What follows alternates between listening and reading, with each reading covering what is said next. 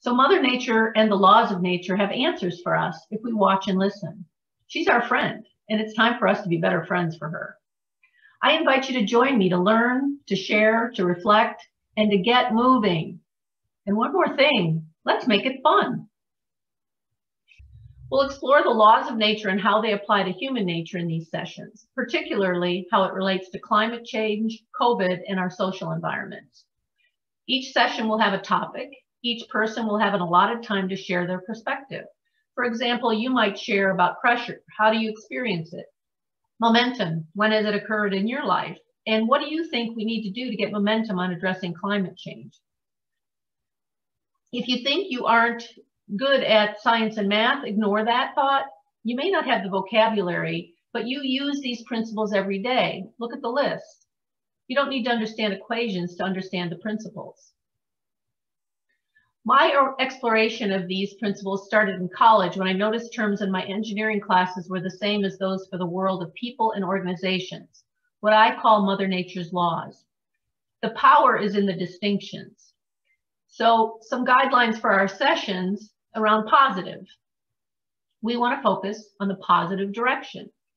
Positive is an arbitrarily defined direction. So we need to consider what positive is. Negative is the opposite. And if we notice in these sessions we're looking in a negative direction, just remind each other to turn around. Buckminster Fuller, he is the inventor of the geodesic dome, a futurist, and he affirmed my study of these laws when I learned he called these laws of nature generalized principles. And I like his definition of a positive global vision. He asked the question, how do we make the world work for 100% of humanity in the shortest possible time through spontaneous cooperation without ecological events or the disadvantage of anyone? And that's what these sessions are about. So we'll use this as a placeholder for a positive vision: healthy cities, healthy planet, healthy lives. The highest good of all concerned, a world that works for everyone, about climate, pandemic, social health, and the opposite is gloom and doom and division. So if we find ourselves saying, oh my God, we're doomed, or focusing on a completely different plane, we just notice and turn around. Especially when it does to politics. These topics are not pertinent about whether somebody is a Democrat or Republican, etc. Those are distractions. And so just notice and get back on track. You can have those discussions elsewhere, but ours will focus up here. Now here's how politics does come into play, especially for social environments. And notice I'm changing to arrows to indicate forces, because we want to focus on action and movement. We don't just want to look in these directions, which we've been doing too long when it comes to climate change. Originally, the relationship was seen like this, with Democrats' vision pulled to the left and Republicans were seen as pulling to the right. Remember, those are just arbitrary definitions of what's positive. Then the Tea Party was added, considered to be further to the right, progressives further to the left, and then Trumpsters in their own arbitrarily defined definition of a positive direction. We're going to define ourselves as the moderate middle, the mega middle. We're like the sum of all the forces for a world that works for everyone, because of course our direction is the most positive. We get to define it.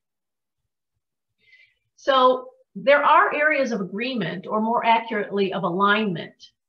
So we want to notice, we don't want to be pulling in different directions in a tug of war. If we focus on the differences, we'll see them. If we focus on our similarities, our agreements, and our alignment, we'll reinforce and build on those. And we'll find that some align more closely and some align more far apart. But we want to always focus on the positive direction. We may all be more aligned than we think too. It's really about perception. So we'll look for agreement.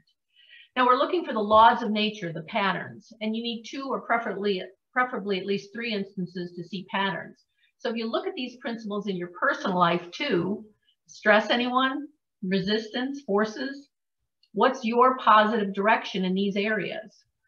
When you find yourself in worry and negativity, turn around to your personal positives.